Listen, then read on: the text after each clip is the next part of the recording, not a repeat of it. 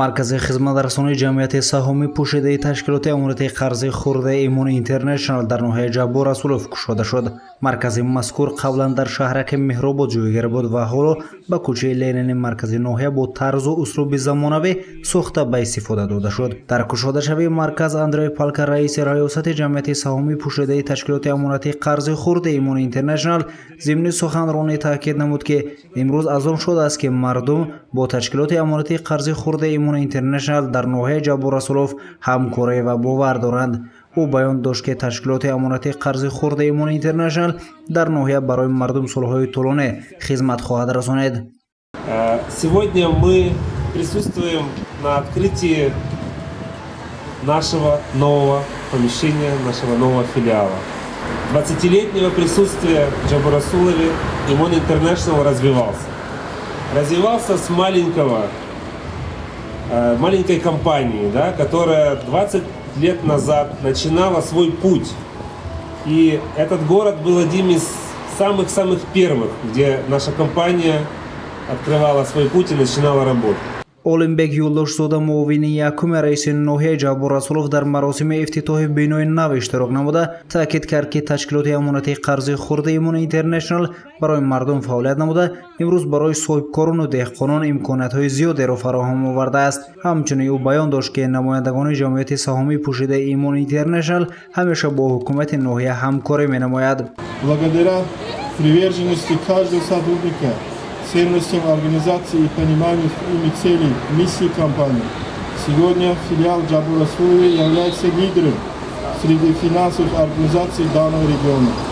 Клиентская база на сегодня составляет более 10 тысяч человек, а кредитный портфель достиг более 50 миллионов сомоней. дар идома мизоҷи фаъоли намояндаи ташкилоти амонати қарзи хурда Имон Интернешнл дар ноҳияи Ҷаббор Расулов Абдуҳаким Абдусамиев сухан карда афзуд ки ташкилоти мазкур ҳамеша барои дастгирии собиқадорони ҷангу меҳнат дасти кӯмак дароз мекунад. дар ин баробар ӯ аз хизматрасониҳои он истифода мебарад. ин аст ки мардум низ ба ташкилоти амонати қарзи хурда Имон Интернешнл боварӣ дошта аз хизматрасонии он фаъолона истифода мебаранд.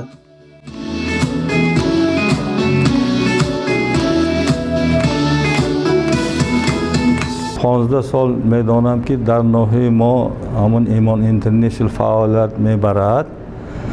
من خودم همون استقلالی همین چیزی میگم، کردیت گرفتنی و مبلغ گذاری و کردن همشه معاملات در این بانک استفاده میبرم. من هم استفاده میبرم در قطار مردم. در ناحیه بغیر از فیلیال ایمان آفیس فیلیال در جماعت های ناحیه در جماعت غلکانداز، ازبی قشلاق، دیهمای، شهرک پرولتار مرکزهای خدمترسانی بانکی فعالیت میبرند و در فیلیال بیش از 50 کارگر فعالیت میبرند. اساساً در مرکز انتقال مبلغ، دادن قرض، قبول امانت ها و کارت ها به فعالیت با کارت ها با تشکیلات های یوریدیکی فعالیت میبریم. ҷамъияти саҳомӣ пӯшидаи ташкилоти амонати қарзи хурда Имон Интернешнл дар ноҳияи Ҷаббор Расулов давоми 16 сол аст ки хизматрасонии худро дар ноҳия ва деҳаҳои Ҷаббор Расулов ба роҳ мондааст. имрӯз дар филиали ташкилоти амонати қарзи хурда Имон Интернешнл дар ноҳияи Ҷаббор Расулов зиёда аз 50 нафар кормандон ба кори доимӣ ҷалб гардиданд. ин барои пешрафти ташкилот таъсир мегузорад. ҳамчунин аз тамоми намудҳои хизматрасонии ташкилоти амонати қарзи хурда Имон Интернешнл дар ноҳияи Ҷаббор Расулов зиёда аз 10 000 нафар мизоҷон истифода мебаранд. гузориши Саид Мухтор Сейданвар аз ноҳияи Ҷаббор Расулов барои баромаи иттилоотӣ хабар.